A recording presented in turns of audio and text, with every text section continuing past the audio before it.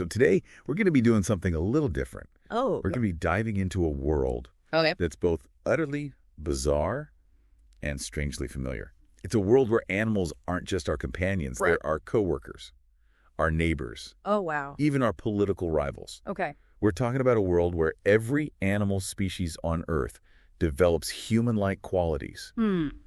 Walking, talking, voting, the whole 9 yards. So basically like Planet of the Apes, but with All animals. all animals. Yeah, exactly. Oh, fascinating. So we've got a stack of sources exploring this what-if scenario. Okay. And I know you love exploring these mind-bending ideas. Oh, absolutely. I think you're going to really enjoy this. Yeah, this is right up my alley. So are you ready to see what life would be like if your dog could, like, debate politics at the dinner table? I mean, that's a little scary, but I'm definitely intrigued. Let's do it. Okay, great. So Sure. just to set the stage, we're not talking about, like, a few super intelligent animals here and there. Right. These sources imagine a world where every creature, Wow. from the tiniest insect to the largest whale, Okay. has crossed that threshold into sentience. Hmm. And they've gained the ability to participate in human-like society. That is mind-blowing. Yeah. So let's start with maybe the most obvious area where things would get completely turned upside down. Yeah. Politics. Okay. Yeah, I can only imagine. I mean, can you imagine a world where the political arena isn't just divided along party lines, but along species lines? Right. Think about it. A parliament of species? Oh. Where lions and zebras are trying to hammer out legislation? Oh, my goodness. Eagles and mice are debating foreign policy. It's crazy. It really is. I mean, where do you even begin to, like, organize something like that? Right. It's like, how do you balance the needs of a colony of ants with the needs of a herd of elephants? Yeah. Or create a system of representation that's fair to both a slow-moving sloth and a lightning-fast cheetah. Right, because they're all going to have such different priorities and ways of life. Exactly, and that's what makes this so fascinating. Yeah. So the sources actually offer a few intriguing possibilities. Okay. One idea that keeps popping up is a system of proportional representation Okay. based on population size. So the bigger the species, the more seats they get. Exactly. Makes sense on the surface, but wouldn't that just lead to the most populous species just completely dominating? That's exactly what I was thinking. Like, what about the little guys? Yeah. The rights and the needs of smaller, less numerous species. Exactly. So how do they address that? Well, some sources suggest a system of weighted voting, Okay. where the votes of certain species, perhaps those that are endangered, Right. or play like a crucial role in the ecosystem, Uh-huh. their votes would carry more weight. Interesting. So it's kind of like a balancing act It really is. to make sure no one species has too much power, Exactly. but also making sure that every voice is heard. Yeah, and it makes our current political systems look like a walk in the park. Oh, absolutely. And then just imagine international relations on top of all of that. Oh, God, yeah. Forget about trade agreements between countries. Uh-huh. We're talking entire species forming alliances, Right. negotiating treaties. It's crazy. Could you imagine, like, a peace treaty? Yeah. Like a pride of lions and a herd of zebras? I mean, they've been, like, locked in this predator-prey relationship. for the millennia. Yeah, exactly. Like, Yeah. even if they both suddenly have human-level intelligence, And the ability to reason. right, could they ever truly overcome that deeply ingrained instinct? Yeah, that's a really good question. I mean, it makes you wonder, Yeah. does becoming like us Right. fundamentally change who they are? Yeah, are they still driven by their primal instincts? Even if they can, like, walk and talk and vote. It's a real head-scratcher. Yeah, like, what about a tiger? Okay, yeah. Even if it could, like, debate philosophy or write poetry, Right. would it still have that primal urge to hunt? And if so, what happens when its prey is also a sentient being With rights. with rights and a voice in society? Whoa. It's heavy stuff. It is, yeah, it really makes you think about some challenging ethical questions. For sure. But I think maybe we should save those for later. Okay. Yeah, because I want to get to what daily life might look like in this world. Oh, yeah, that's what I'm really interested in. Yeah, I mean, think about it. Our cities would have to be completely redesigned Right. to accommodate all sorts of creatures. Like skyscrapers with built-in nests for birds, Yeah. underwater districts for aquatic species. Maybe even like entire neighborhoods designed for burrowing animals. Wow, I never even thought about that. Yeah, it's crazy. The sources paint such a vivid picture of these cities. Right. They're vibrant and diverse and just completely unlike anything we see today. I mean, imagine sharing your morning commute. with a flock of pigeons. On their way to work? Or waiting in line at the coffee shop. Behind a giant squid.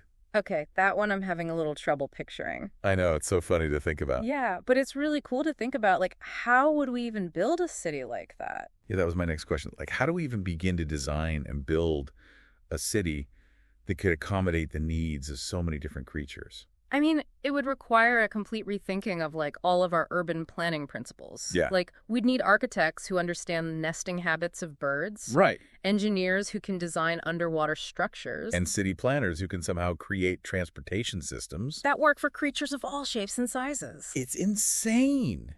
Mm-hmm. I mean, we can barely get our current transportation systems to run smoothly. I know. And we're only dealing with humans.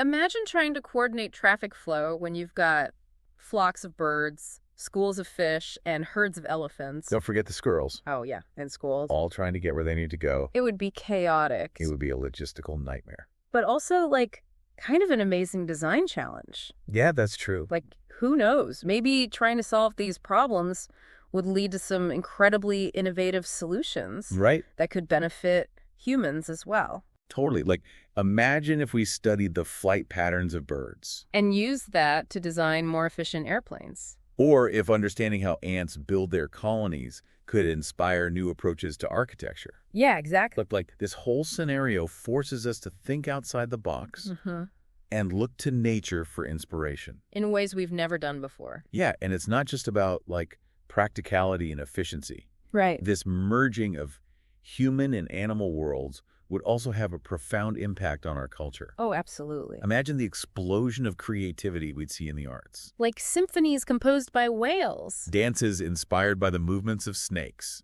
Paintings created with the delicate strokes of a hummingbird's beak. It's endless. The possibilities are endless. And it's not just about creating new art forms. Right. It's about blending our existing traditions with the unique cultural expressions of hundreds of different animal species. Imagine festivals celebrating the migration patterns of butterflies. Or storytelling traditions passed down through generations of wolves.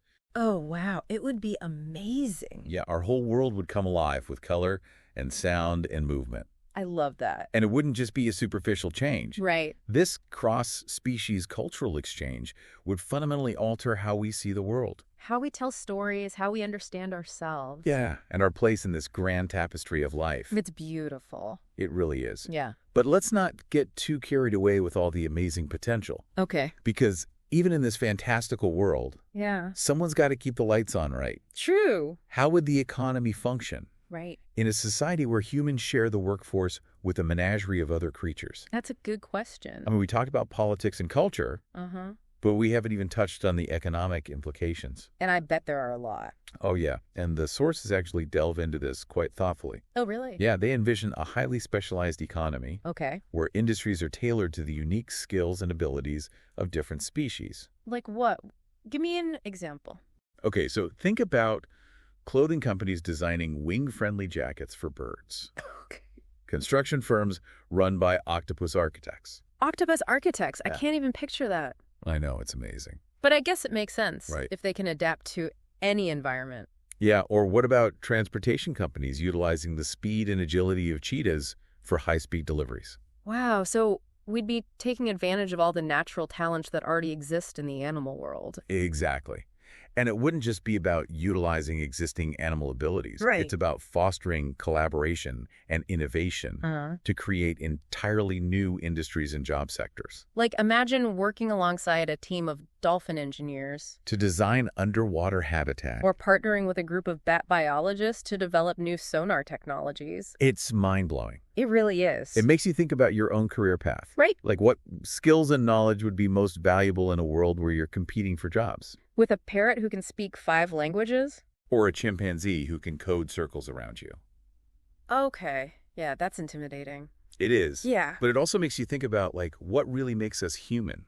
Right, like what are our unique strengths? And how can we leverage those in a world where we're no longer the only intelligent species on the planet? That's deep. It is, right? And it's just the tip of the iceberg. There's so much more to explore. Yeah, we haven't even scratched the surface of the ethical dilemmas. Right, like what about the potential for conflict and exploitation? Yeah, and the question of how we ensure that all beings are treated with respect and dignity. Regardless of their species. Exactly. So buckle up because we're about to dive even deeper into this fascinating world. I'm ready. Okay, so we've been painting this picture of a world where animals are equals, Right. not just in intelligence. But in their ability to participate in society. Exactly. But as we kind of hinted at the end of the last part, Yeah.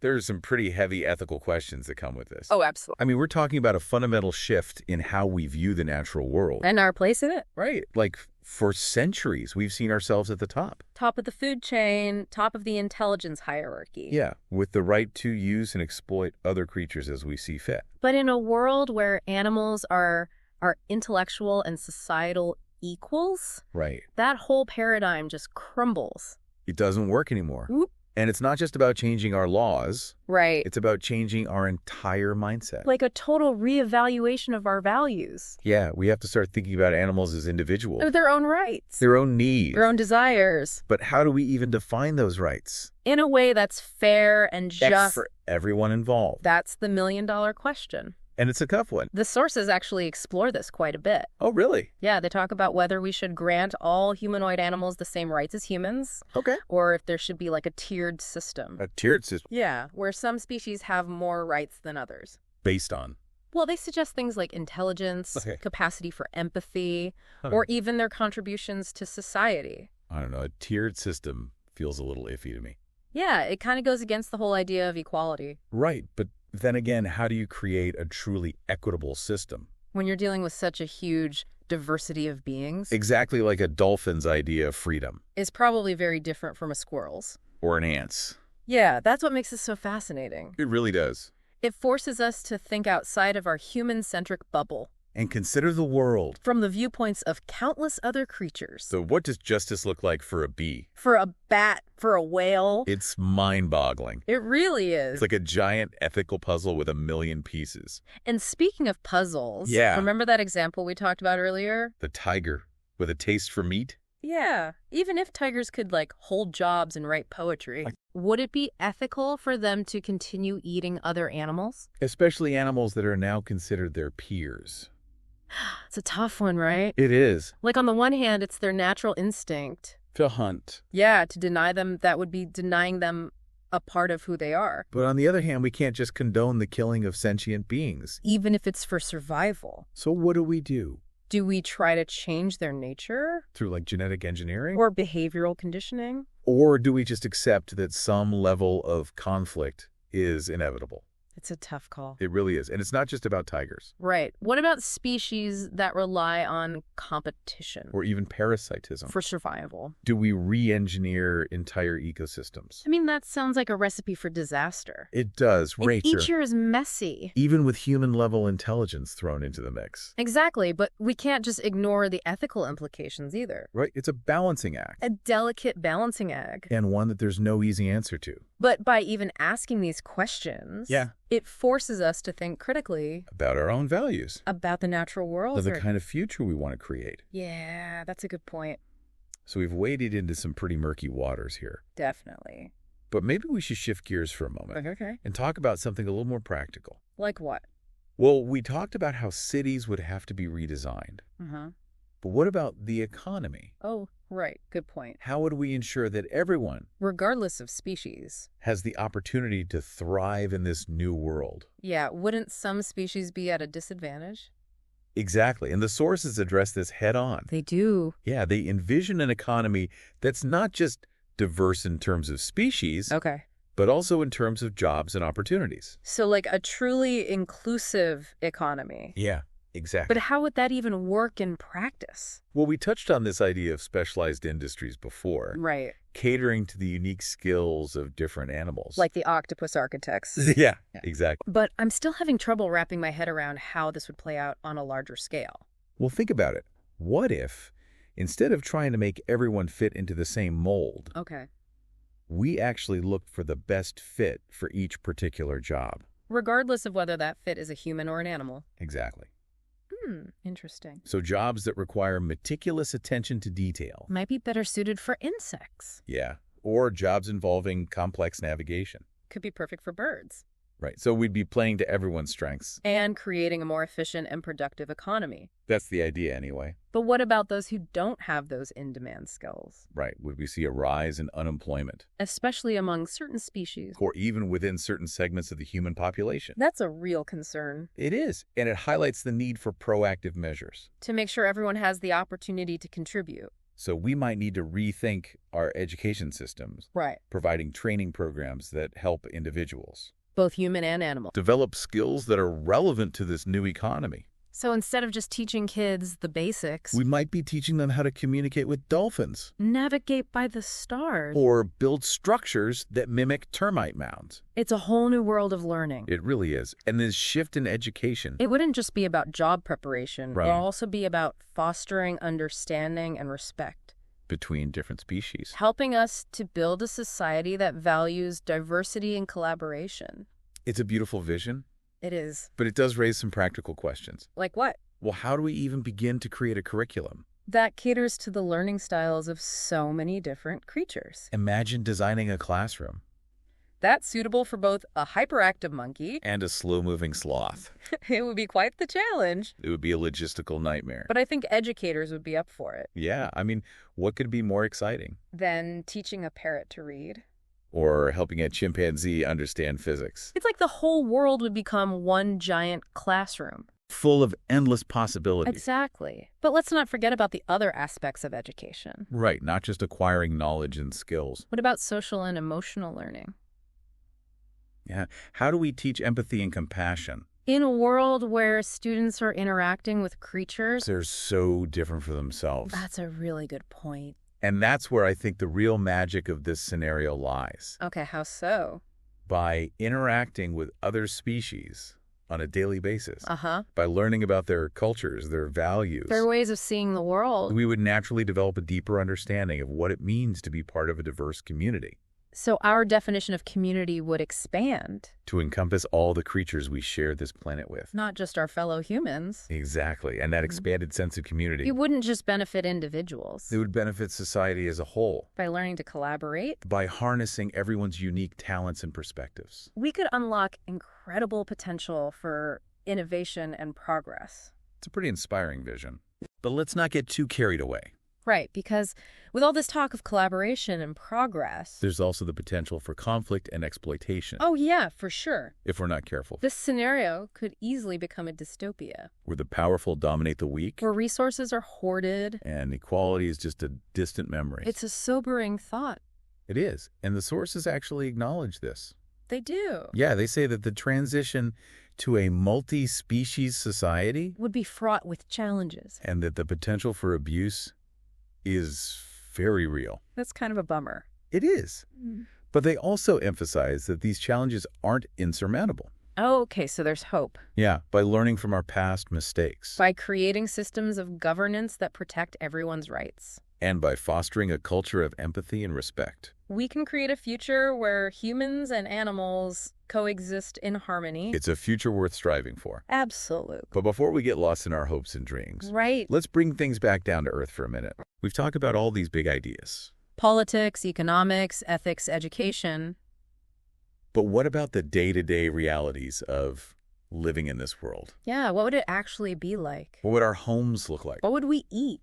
How would we get around? These are all great questions. Thankfully, the sources have some answers. They do. Yeah, they paint a picture of a world that's both familiar and utterly alien. Okay, I'm intrigued. A world where the boundaries between human and animal are blurred. Where the possibilities for innovation are limitless. Oh, so buckle up, I'm ready. because we're about to dive into the intricate details of daily life in this multi-species society. Let's do it. So we've talked about the big picture stuff, Politics, the economy, ethics. all the heavy stuff, Right. but now I want to get down to the nitty-gritty. Okay. What would it actually be like, I live in this world. day in and day out? That's where things get really fun. I think so, too. The sources paint such a vivid picture Oh, yeah. of daily life transformed. So give me an example. Well, one of the most fascinating things is how our homes would evolve. Okay, yeah, our homes. Imagine living in a city Okay. where skyscrapers are designed with like built-in aviaries. Aviaries. Yeah, so your neighbors might include a family of falcons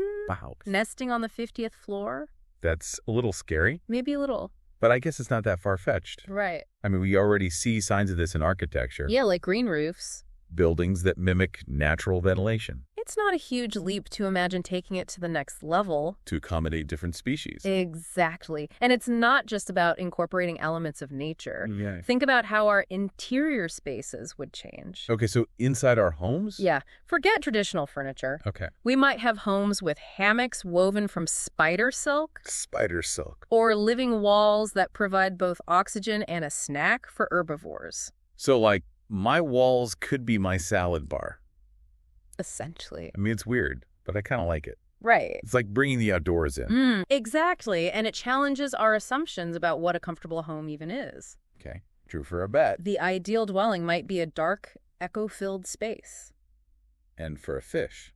It's all about the water quality. Right, so lots of variety. A lot of variety. Okay, so our homes are a mix of nature and high-tech design. Yeah, catering to all sorts of sensory preferences. Okay, so what about food? Ah, yes. The all-important question of what we eat. Are we all going vegan? Well, not necessarily. Okay, good, because I love a good burger. The sources actually explore a lot of different possibilities. Okay, like what?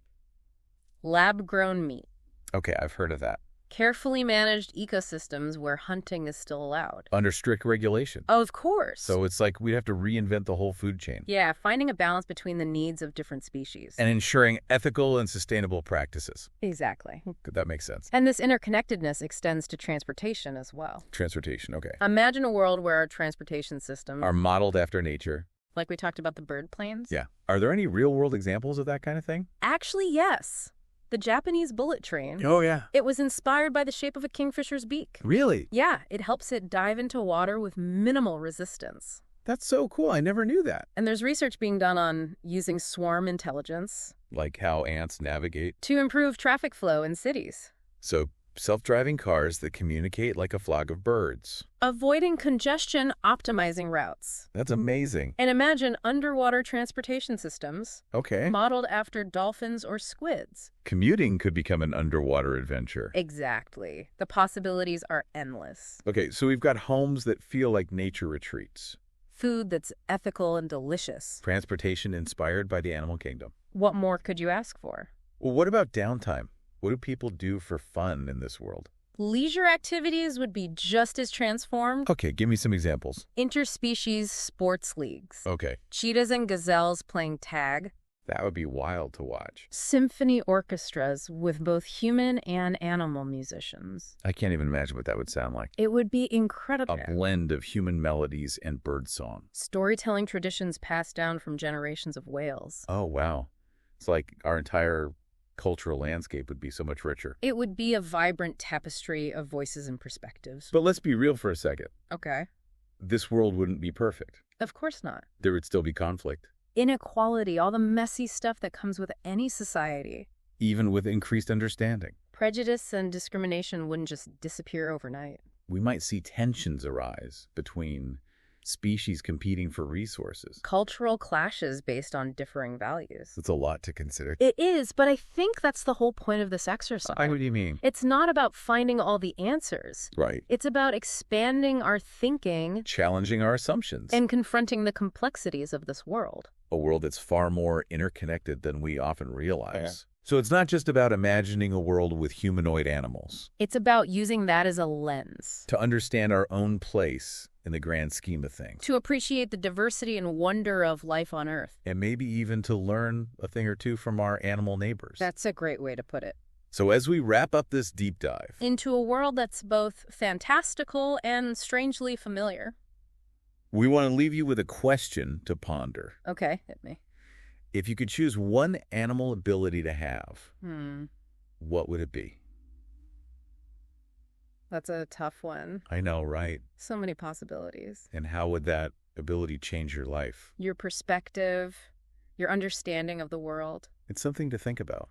It is. So let that question be a starting point. For your own explorations. Your own deep dives into the mysteries of the universe. Because the world is full of wonder. And the more we open ourselves to the perspectives of other beings, The more we discover about ourselves. and the incredible tapestry of life we're all a part of. That's beautiful. Thanks for joining us on this journey. It's been a wild ride. And we'll see you next time for another deep dive.